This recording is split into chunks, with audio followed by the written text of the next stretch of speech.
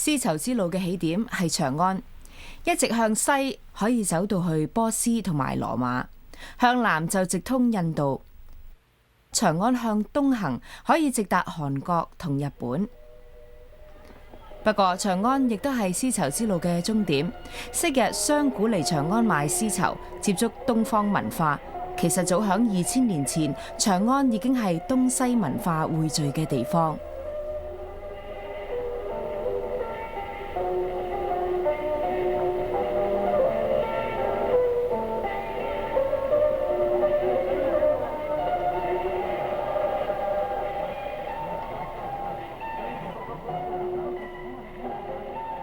今次嘅絲路之旅係由日本放送局 NHK 同中國中央電視台 CCTV 攜手策劃嘅。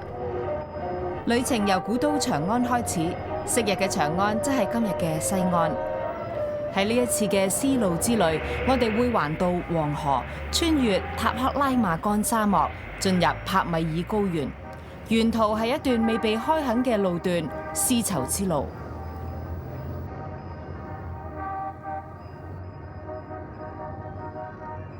鐘樓係西安市嘅標誌，坐落喺西安市嘅中心地帶。呢度亦都係昔日嘅繁華鬧市，因為佢係漢唐兩代嘅國都長安，亦都係絲綢之路嘅起點。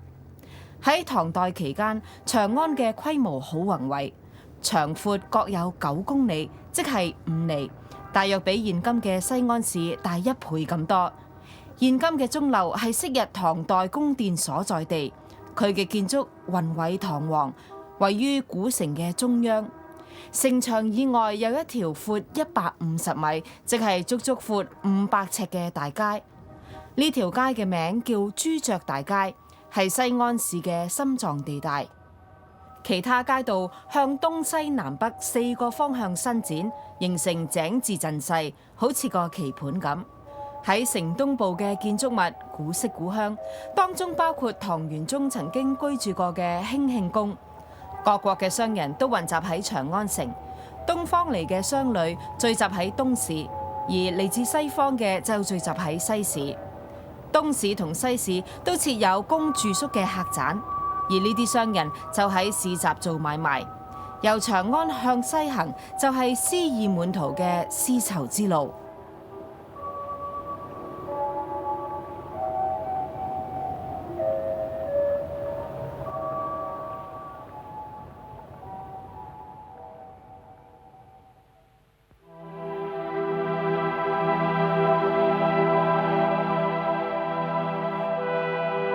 每當提到中國，都會聯想到萬里長城。而一提到萬里長城，大家都會好自然諗起秦始皇。佢係率先修築長城嘅皇帝。佢喺戰國時代吞併6國，統一天下，成立咗中國第一個統一帝國。為咗抵禦北方外敵，佢下令修築萬里長城。秦始皇一向被人視為暴君，其實佢亦有唔少豐功偉績。秦始皇嘅拜業，佢嘅雄心壯志喺一個近年喺西安出土嘅古蹟裏面表現無遺。喺呢度發現咗大批陶製嘅士兵同埋馬嘅塑像，亦即係我哋所稱嘅秦始皇兵馬俑。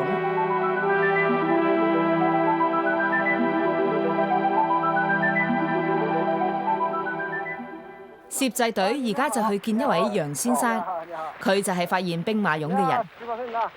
對不起啊。啊。楊さんというのはどの人ですか？哪個是姓楊的？啊，他ですか。あ、あの方です。この人が楊さんですか？はい。啊，こんにちは。你好。你好，你好。呢位就係發現第一個兵馬俑嘅楊老伯。兵馬俑発見されたそうですね。聽說你發現了青坑是嗎？當時村民喺度開緊井，而楊老伯就喺離地4米深嘅地方發現兵馬俑。堰寨公社下環這個大隊是楊生團隊，在這個水利建設上大井啊，這個大到啊這個4.5米左右啊，發現這個青俑啊。當時我們人民科學の社員たちはですね、糸を掘るとき、糸を掘るとき、地下4メートルの深さのところですね、新の黑白油礦発見しました。喺考古學上，呢個係重大嘅發現。發現了這麼一個重大的發現呀，你是一個英雄啊！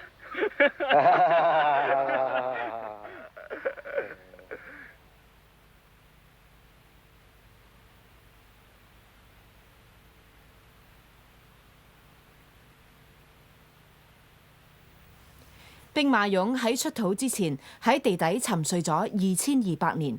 兵馬俑係喺1974年被發現，一直未有外國人批准拍攝或者係拍照。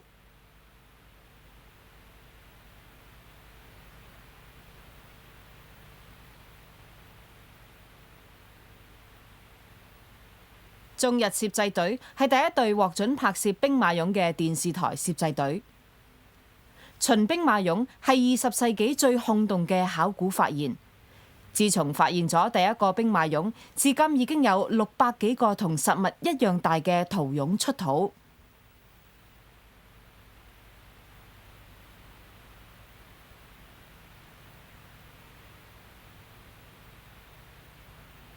但係考古人員只係發掘咗整個遺跡嘅1/10，估計當整個遺跡出土，總共會有超過6000個兵馬俑。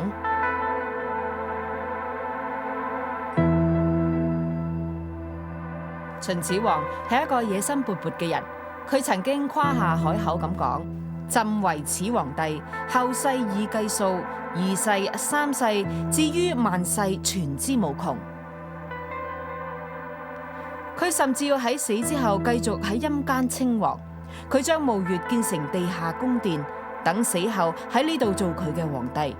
墓穴4個角落都有軍隊駐守，就好似御林軍駐守宮門。而家考古人員好小心咁發掘古蹟，大家見到呢啲陶俑就係御林軍。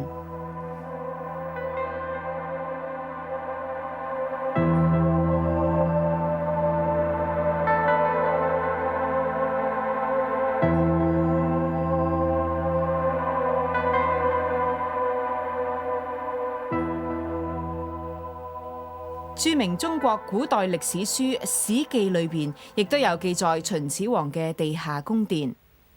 始皇初即位，川至驪山，及並天下。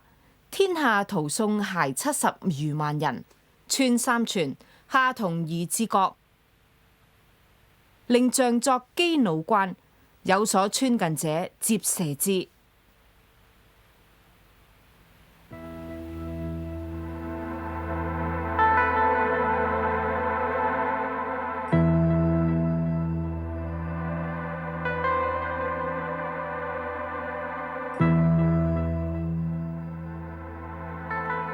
只不過呢一位一代暴君曾經揚言皇位要傳至千秋萬代，最終只能夠統治天下15年。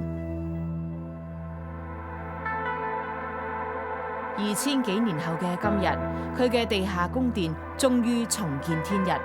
從某個角度睇，佢嘅誇言逐漸成真。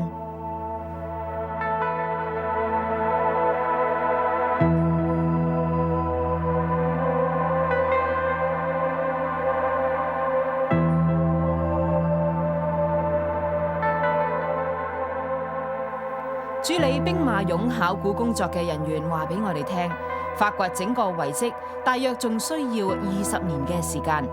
佢仲邀請攝製隊喺2000年再度來訪舊地重遊。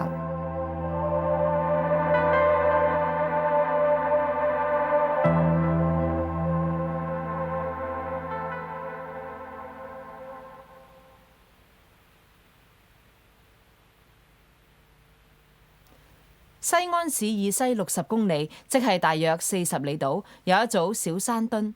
呢一度就係漢代皇陵。漢係2000年前繼秦之後嘅王朝。陵墓裏邊仲安葬咗文武百官同埋皇親國戚。喺中間高高嘅山丘，周圍有好多文官武將嘅墳墓圍繞住嘅，就係漢武帝嘅陵墓茂陵。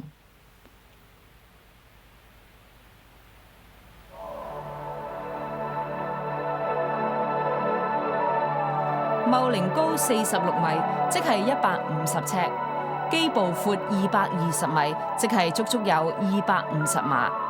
佢嘅規模比得上埃及嘅金字塔。漢武帝文通武略，為咗打敗北方驍勇善戰嘅匈奴人，漢武帝決定同西域嘅國家結盟，就係月之國。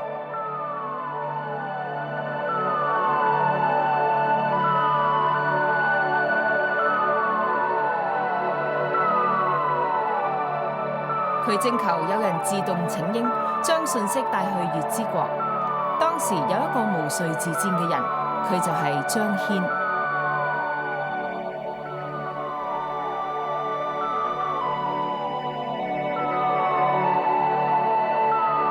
張騫喺嚮導、金庫同埋大約100名隨從陪同之下，出使西域。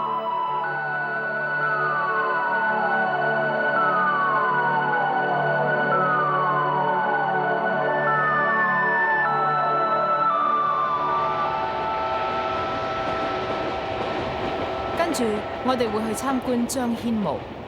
張騫墓位於一個叫漢中嘅地方，由西安要坐12個鐘頭火車。今次亦都係首隊外國攝製隊參觀張騫墓。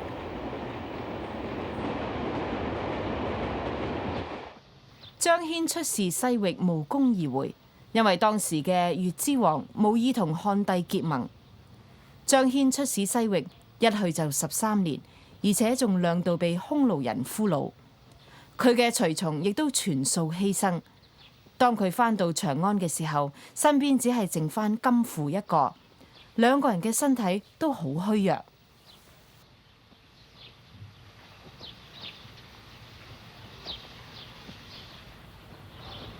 不過張騫此行並非全無收穫，佢就知漢武帝西域有馬日行千里。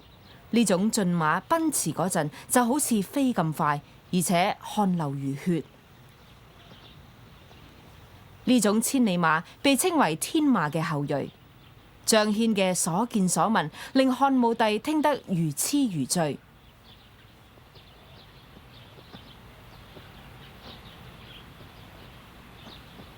喺攻打匈奴期間，漢軍一直都係處於下風。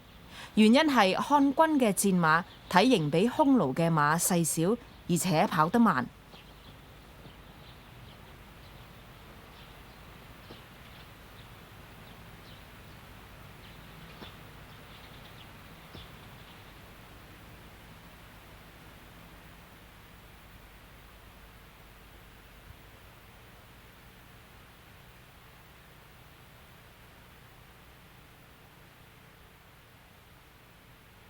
呢間係位於漢武帝陵墓附近嘅茂陵博物館，喺館內展出咗馬踏匈奴像。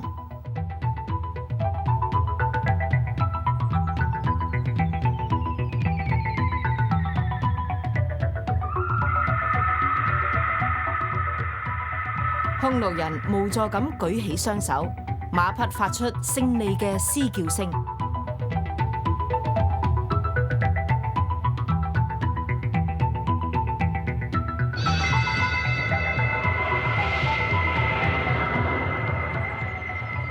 當漢武帝得到一批西域良駒之後，佢就決定再次出兵討伐匈奴。今次帶兵嘅係一名年青將領，叫霍去病。由於得到良駒相助，後生可畏嘅霍去病同佢嘅軍隊勢如破竹，連場打敗匈奴。佢乘勝追擊，攻佔咗黃河以西嘅河西走廊。而當佢凱旋而歸，仲俘虜咗至少10萬人返長安。漢喺河西走廊收足咗多個城堡，從此就打通咗漢前往西域嘅孔道。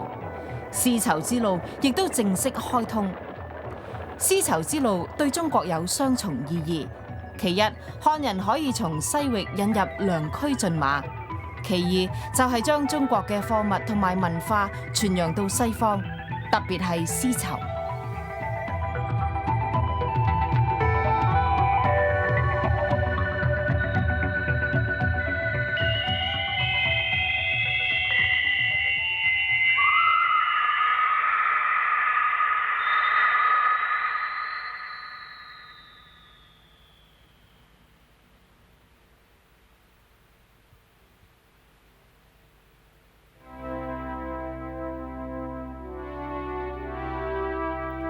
喺西安市以西50里有中國最大嘅陵墓，亦都可能係世界上最大嘅墓穴。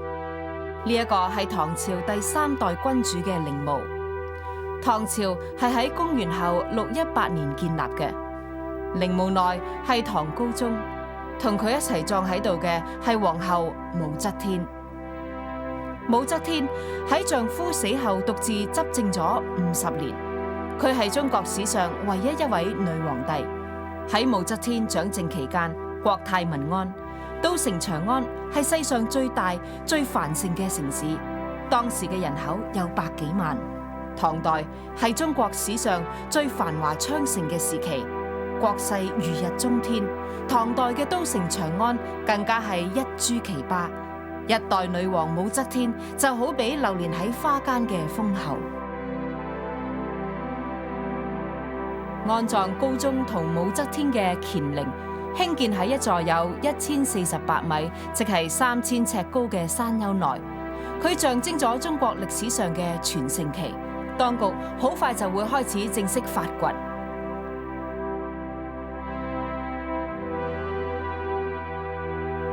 喺通往乾陵嘅路上，有一尊尊嘅石像，就好似正待差遣嘅侍從。呢10尊石像每個高4.5米，即係有15尺咁高。呢啲石像係代表咗高宗朝上10個文官同武將。每個石像都栩栩如生，相信係照住真人嚟到雕刻嘅。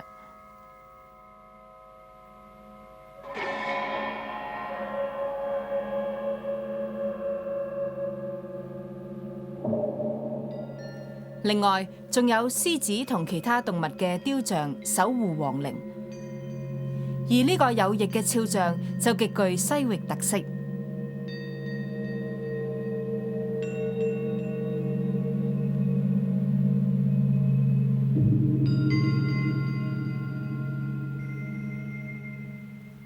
至於呢啲就係出席高宗葬禮嘅外國使節嘅石像，佢哋都有份協助修建皇陵。呢類石像總共有61個，稱為61皇賓像，當中有國王、皇族同埋使節，分別係嚟自唔同嘅國家。呢啲皇賓嘅衣服袖口緊窄，下擺寬闊，顯然係嚟自北方，一睇就知道係外國人。佢哋腰間纏帶佩劍，而雙手就放響胸前，呢個動作充滿中國特色。其實石像嘅背後一度刻咗佢哋來自何國，係屬於邊個官階，但係由於年日久遠，而家已經難以辨認。點解佢哋嘅手同埋頭被斬去呢？至今仍然係個謎。呢次國葬大約係喺1300年前舉行，當時有嚟自61個國家嘅皇賓出席。昔日唐嘅強盛，長安嘅地位可想而知。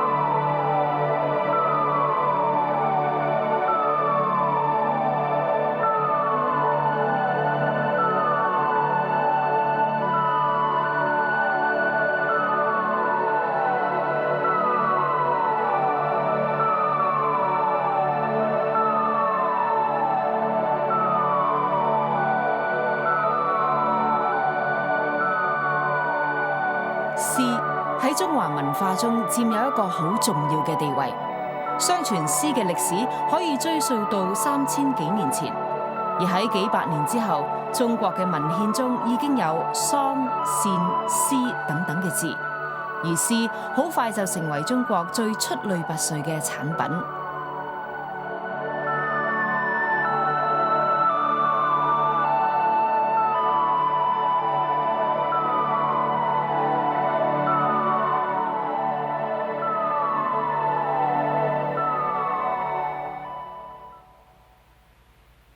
呢度係永泰宮主墓，距離乾陵唔係好遠。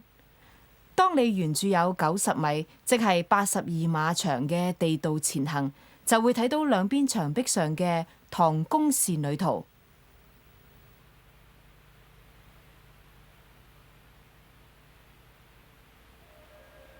唐代詩人白居易曾經咁樣描繪過呢啲貴婦所穿着嘅絲綢服飾：天上取樣人間織，織為雲外秋雁行，染作江南春草色。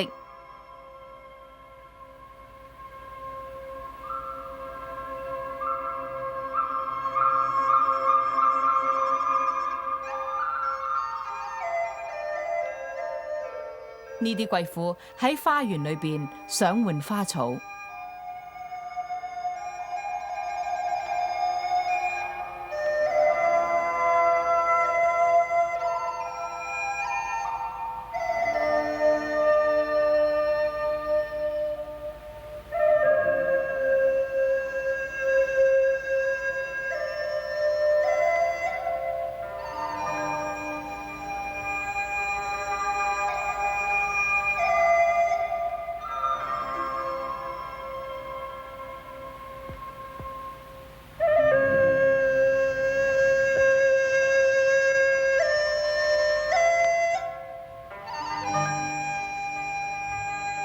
白居易嘅《長恨歌》亦有描述唐代嘅楊貴妃，回眸一笑百媚生，六宮粉黛無顏色。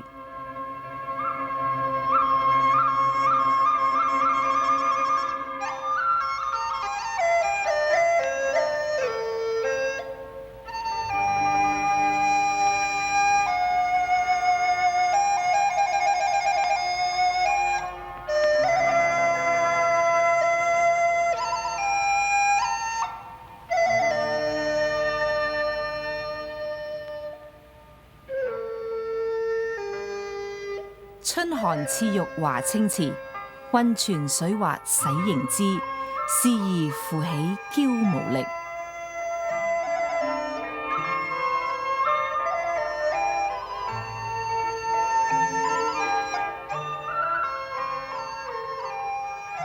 後宮佳麗3000人，3000寵愛在一身。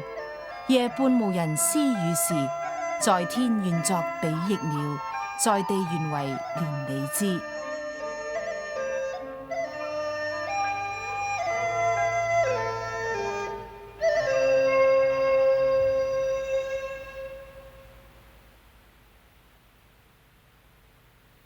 呢道城牆建於明代，但係早喺建成嘅700至到800年前，唐代嘅規模係佢嘅8倍，足足有10公里乘8公里咁大，相等於6里乘5里。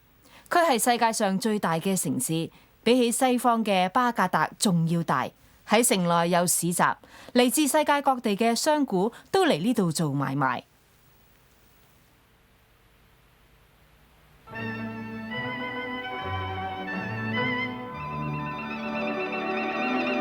取道絲綢之路嚟到西安嘅商人都集中喺西市。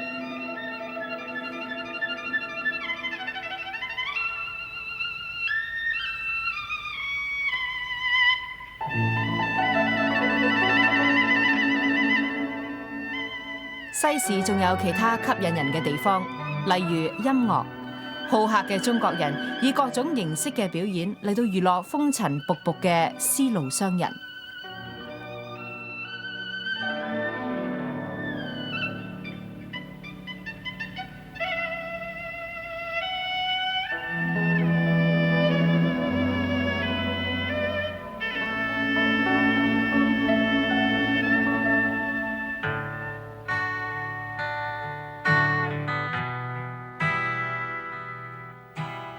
嚟自羅馬、波斯同中亞嘅商人，全部都集中喺西市。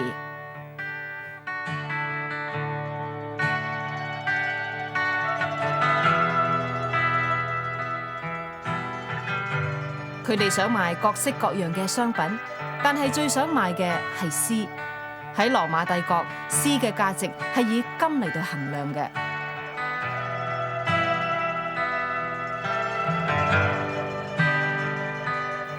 西岸旅遊文物出土，佢哋充分顯示出昔日嘅長安係個國際都市。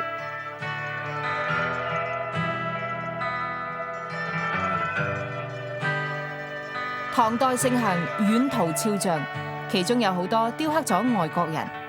喺西岸甚至有日本古錢出土。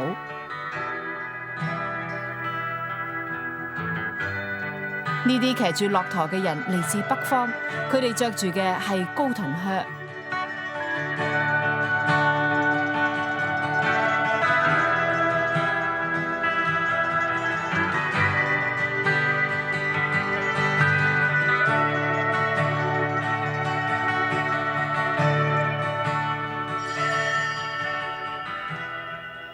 長安嘅文化交流活動極之頻繁，從而促成咗新絲路文化嘅誕生。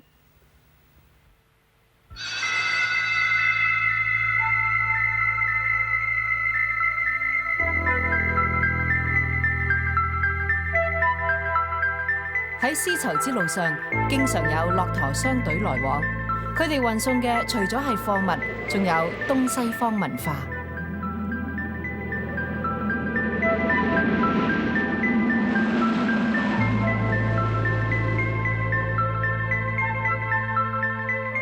呢朵用絲編織成嘅花，係喺絲路上一個好重要嘅城鎮吐魯番發現嘅。吐魯番位於長安以西1500公里，即係大約900里。中國考古學家認為呢朵花有1500年嘅歷史。由於吐魯番氣候乾燥，所以能夠保存完好。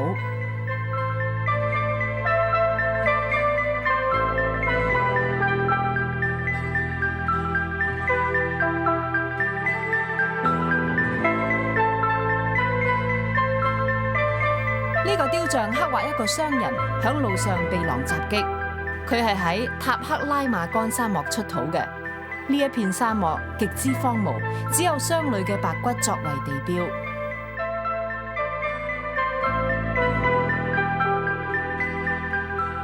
不過，有人成功穿越塔克拉瑪干沙漠，將絲帶到去羅馬。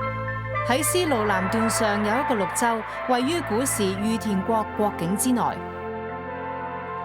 英國探險家斯坦恩喺呢度發現咗一幅壁畫，喺御田國並冇蠶，於是御田王就要求佢嘅新娘，即係下嫁俾佢嘅中國公主，帶埋蠶繭到嚟。當時係禁止蠶繭出口嘅，但係公主成功將蠶繭偷運出境。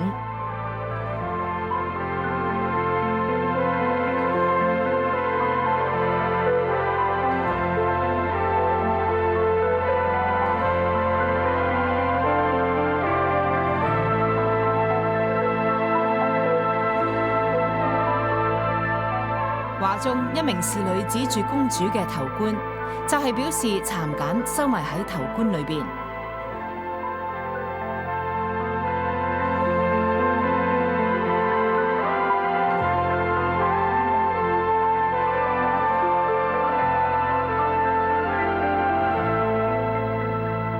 後嚟有人帶絲越過帕米爾高原、阿拉伯沙漠，去到遙遠嘅羅馬帝國。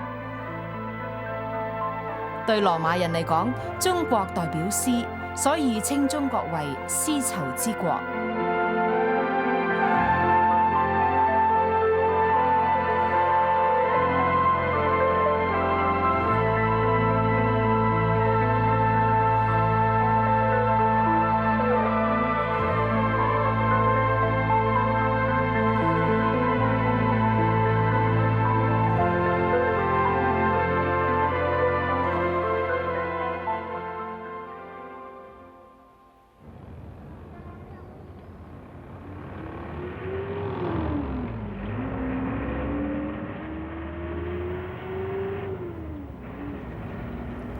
現今西安市位於中國嘅陝西省，人口有250萬，大約係古時長安城嘅2倍。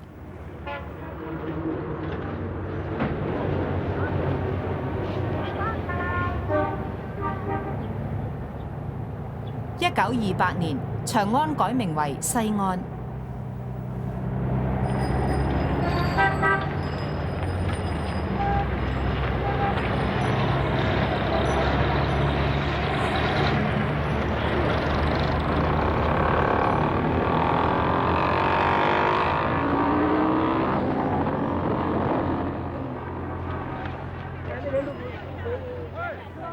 長安曾經係11個朝代嘅帝都，所以攝製隊好想睇下佢遺留咗乜嘢古蹟。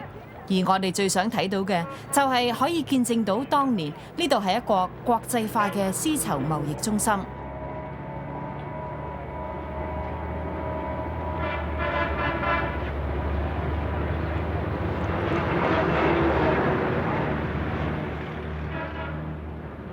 攝製隊嚟到西安正值秋天，而整個城市正係熱烈慶祝新中國建國30週年。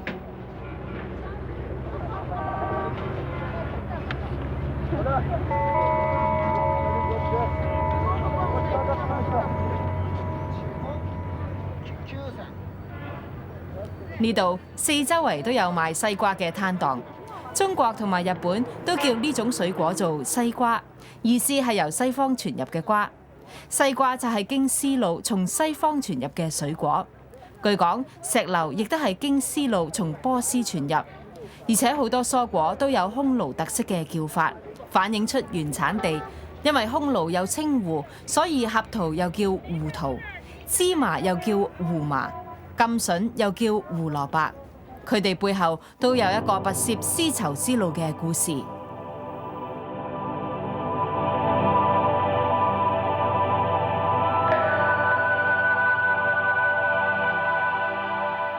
絲綢之路亦都為長安嘅居民帶嚟咗好多新奇嘅玩意。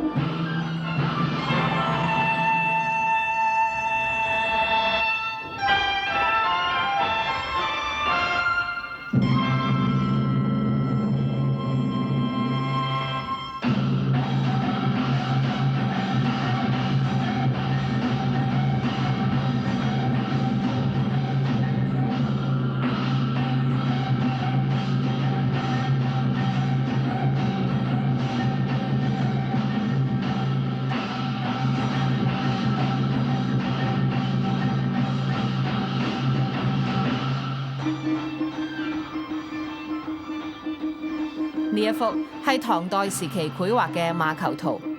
馬球係源自波斯，呢種遊戲深得唐玄宗喜愛，亦都深受長安城內嘅皇族宗親歡迎。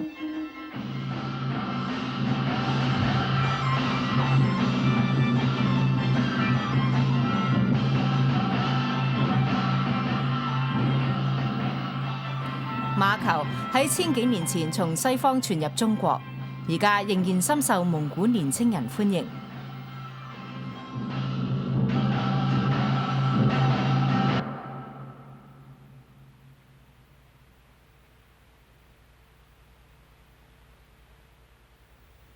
絲綢之路嘅商旅亦都將佢哋嘅宗教帶嚟中國。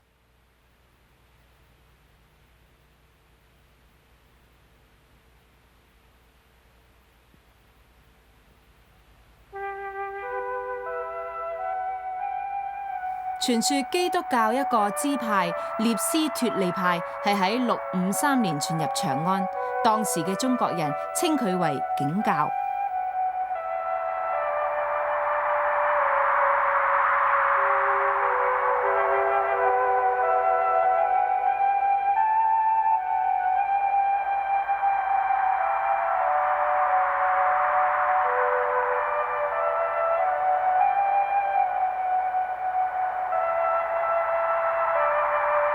景教喺長安迅速傳揚開去，呢一塊碑記錄咗景教傳入中國嘅過程。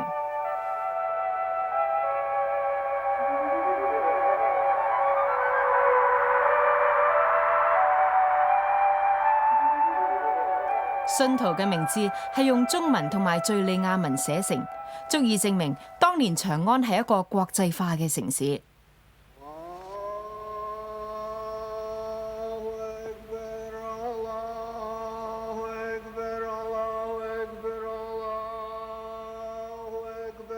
攝製隊係喺1979年到訪西安。伊斯蘭教喺全球正備受矚目，但係伊斯蘭教喺中國有悠久嘅歷史。攝製隊參觀過當地一間著名嘅清真寺。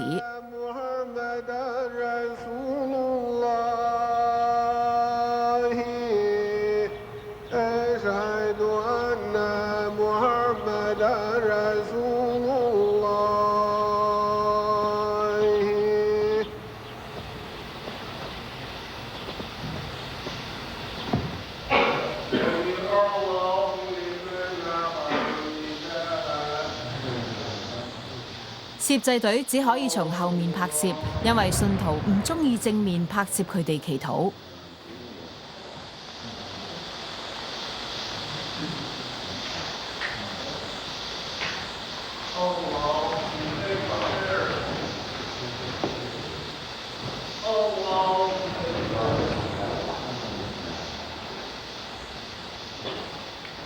信徒要一日5次面向聖城麥加嘅方向祈禱，而每次祈禱之前都要用水淨身。1年有2次，呢座清真寺都會逼滿嚟參加節日嘅信徒。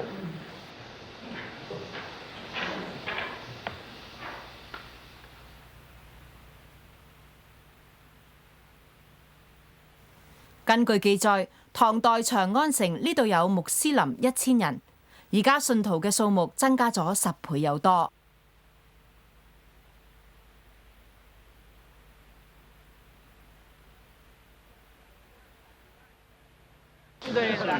攝製隊今日都認識咗好多新嘅朋友，分別嚟自中國、阿爾及利亞同埋敍利亞。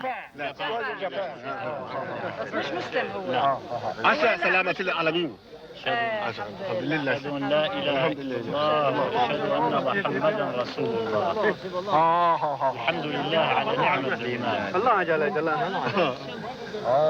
سوريا, ألجيريا, سيدني, يابان.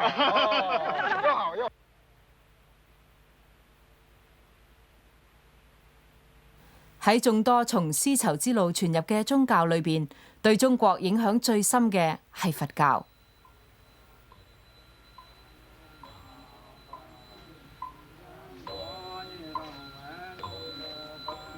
攝製隊而家嚟到興教寺，寺裏邊葬咗一位生於7世紀時期嘅著名高僧，佢嘅法號係玄奘。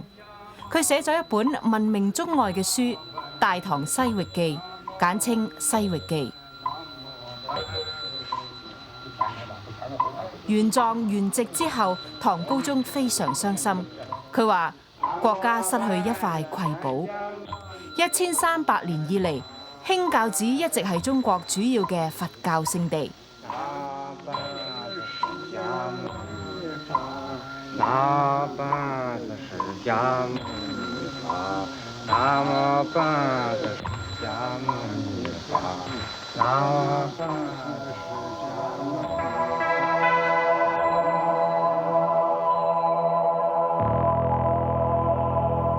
玄奘得以名傳後世，係因為佢當年遠赴印度，搜集佛教經卷。喺當年，印度就好比天涯海角。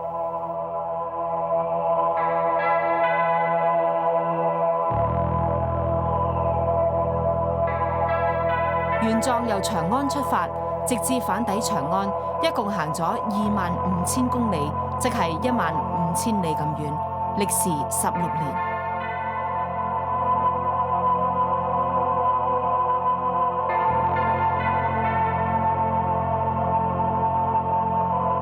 佢從印度搜集咗657卷佛經，要用24匹馬先至能夠將卷籍運送返嚟。當佢一返到中國，就立即開始艱辛嘅翻譯工作。玄奘呢一次取經之旅對中國影響深遠，佢嘅建樹同成就可以稱得上係絲綢之路嘅先驅。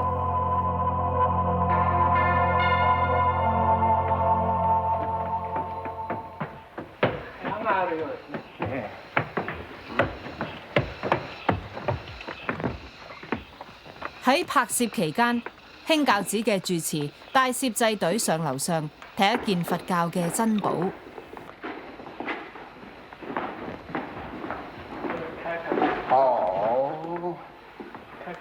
可拿吧。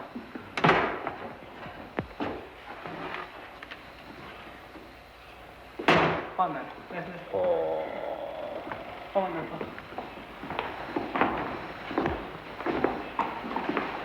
藏經閣裏邊收藏咗好多佛教典籍，雖然冇證據證明呢一卷就係玄奘帶翻嚟嘅真跡《貝葉經》，但係住持打開嗰陣都好小心。これは随分古いもののようですが、一体何でしょうかね。这个东西这么旧了，这什么東西啊？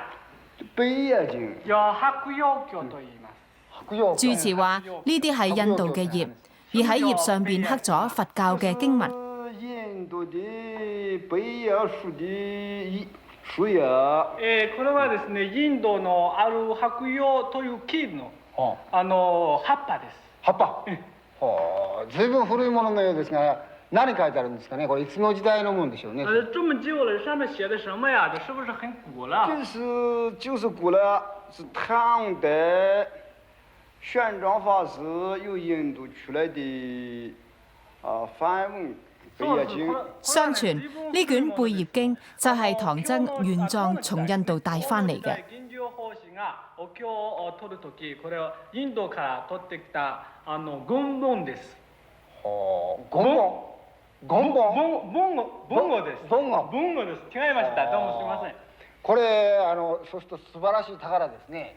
中國喺共產黨執政之後，呢啲佛教文物依然被視為貴寶，受到保護同保存。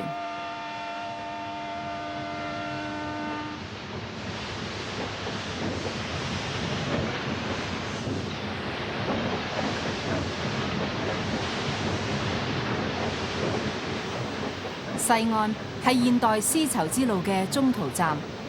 今日絲路嘅起點係大洋孔道嘅上海，而終點就係內陸國際都會烏魯木齊。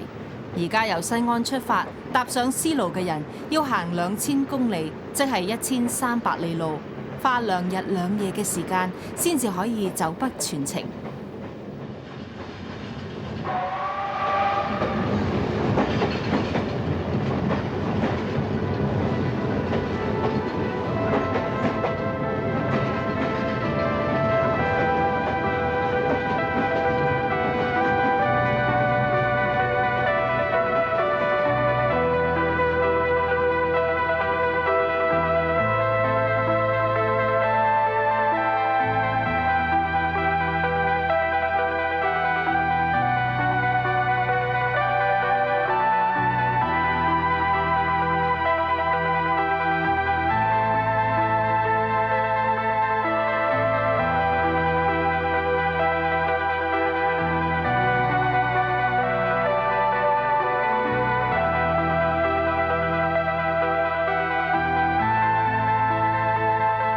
渭水流經西安市西北市郊一帶，古人離開長安踏上絲路，就喺渭水呢度同親友話別。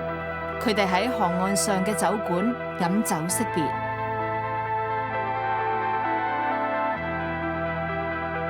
古時嘅人仲中意折下柳枝，將佢交俾要遠行嘅人，咁做係有送別嘅意思。佢哋會將柳枝咬成一個圓形，祈求遊子能夠平安歸來。好多中國古代文學作品都有刻畫絲路起點上無數生離死別嘅故事，但係其中以王維嘅《渭城曲》最扣人心弦。渭城朝雨浥輕塵，客者青青柳色新。勸君更盡一杯酒，西出陽關無故人。